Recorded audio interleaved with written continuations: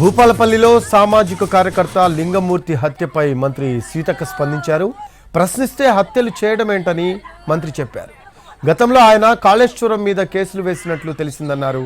ఈ హత్య వెనుక మాజీ మంత్రి ఉన్నా, ఎంతటి పెద్దవారున్నా చట్టపరంగా కఠినంగా శిక్షిస్తాము అన్నారు సీతక్క.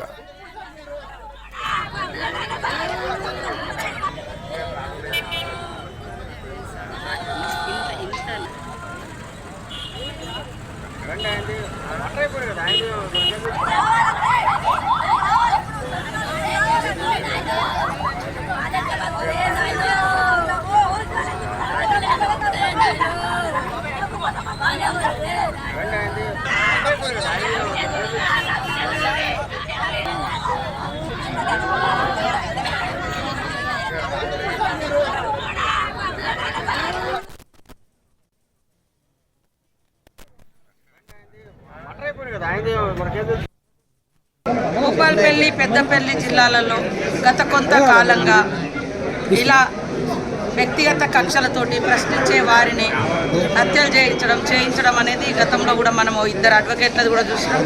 ఇప్పుడు భూపాలపల్లిలో కూడా మరి జరిగింది అనేటువంటి కథనాలు వస్తున్నాయి. ఇలాంటి వాటికి ఆస్కారం లేదు. ఖచ్చితంగా చట్టం చాలా కఠినంగా శిక్షిస్తుంది వాళ్ళను. మరి ఆయన ఇంతకుముందు కాళేశ్వరం మీద కూడా కేసు వేసినట్టుగా మేము అంటే పత్రికలు, మీడియాల ద్వారా చూస్తున్నాము. ఇది చంపబడ్డ వ్యక్తి, చనిపోయినటువంటి వ్యక్తి.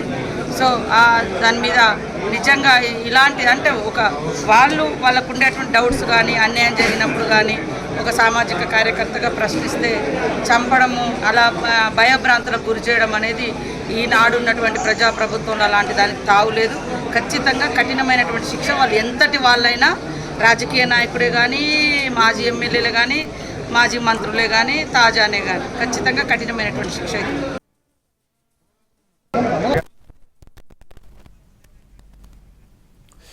మేడిగడ్డ ప్రాజెక్టులో అక్రమాలు జరిగాయంటూ గతంలో కేసు పెట్టిన లింగమూర్తిని హత్య చేశారు దుండగులు. భూపాలపల్లిలో లింగమూర్తిపై దాడి జరిగింది. రెడ్డి కాలనీ వైపు వెళ్తూ ఉండగా లింగమూర్తిపై గుర్తు తెలియని వ్యక్తులు కత్తులతో దాడి చేశారు.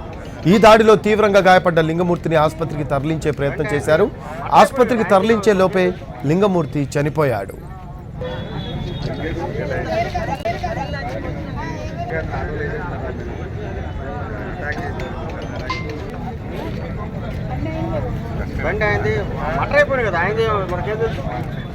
ప్రశ్నించినందుకే నాగవెల్లి రాజలింగమూర్తిని హత్య చేశారు అన్నారు మంత్రి కోమటిరెడ్డి వెంకటరెడ్డి.